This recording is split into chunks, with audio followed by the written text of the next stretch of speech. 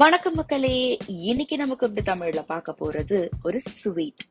இந்த ஸ்வீட்டை பிடிக்காதவங்க யாருமே இருக்க மாட்டாங்க. குழந்தையில இருந்தும் பெரியவங்கல இருந்தும் எல்லாருக்குமே ரொம்ப பிடிச்ச சுவையான ரசமலாய் எப்படி செய்யறதுன்னு தான் இன்னைக்கு நம்ம பார்க்க போறோம்.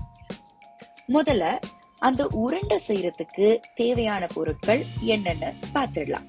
இப்போ ஒரு பேன்ல 1 லிட்டர் கெட்டியான பாலை ஊத்திட்டு நல்லா மிக்ஸ் பண்ணி கொதிக்க விடுங்க.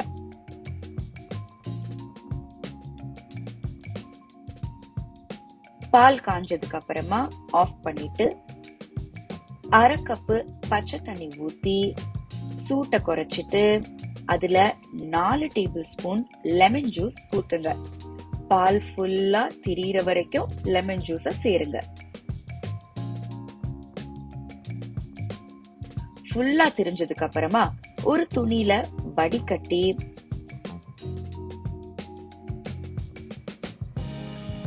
அந்த ஏடு மட்டும் எடுத்து வச்சுக்கோங்க.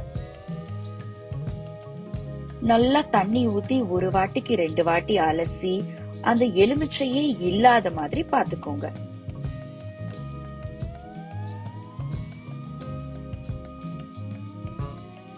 ஒரு 15 நிமிஷம் அதிலேயே வச்சுட்டு அதுக்கப்புறமா கையால பிழிஞ்சு தண்ணிய ஃபுல்லா வடிகட்டிடுங்க. இப்போ அதை எடுத்து அதுல 1 டீஸ்பூன் கார்ன்ஃபிளவர் சேர்த்து நல்லா பிசைஞ்சுக்கோங்க. ஒரு 10 நிமிஷத்துக்கு பிசைஞ்சுக்கிட்டே இருங்க. பிசைய தான் அது நல்லா சாஃப்டா ஆகும்.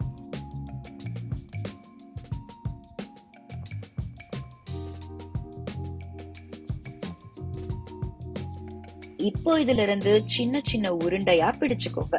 அதை தட்டி தட்டி எடுத்து வச்சுக்கோங்க.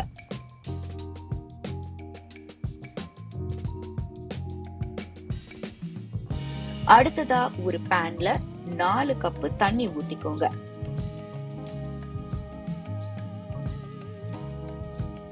அதுல 1 கப்பு சர்க்கரையை சேர்த்துட்டு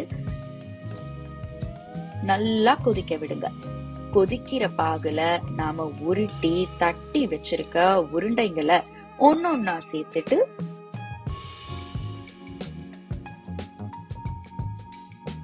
மூடி போட்டு 10 நிமிஷத்துக்கு வேக விடுங்க. அதுக்கப்புறமா ஆஃப் பண்ணிட்டு 30 நிமிஷம் அதை ஆற விடுங்க.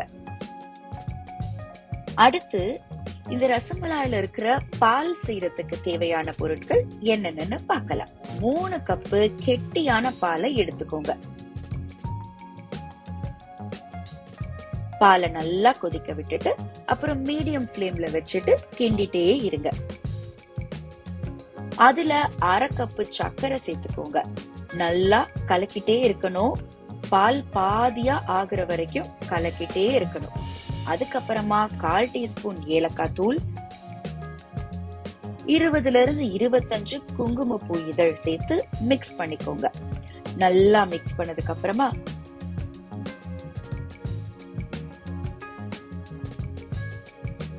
ஒரு 20 பிஸ்தாவை சேர்த்து கலக்கிக்கோங்க.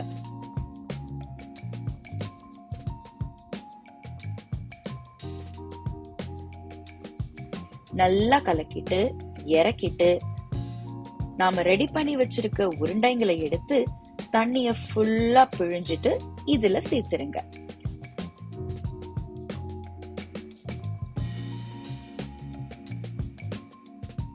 நல்லா ஊற விடணும்.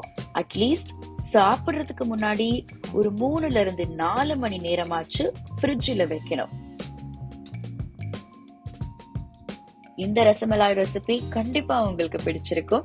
அப்படி பிடிச்சிருந்தா நம்ம குக் தமிழ் சேனலுக்கு சப்ஸ்கிரைப் பண்ணுங்க. அந்த பெல் ஐக்கனையும் அப்படியே கிளிக் பண்ணுங்க.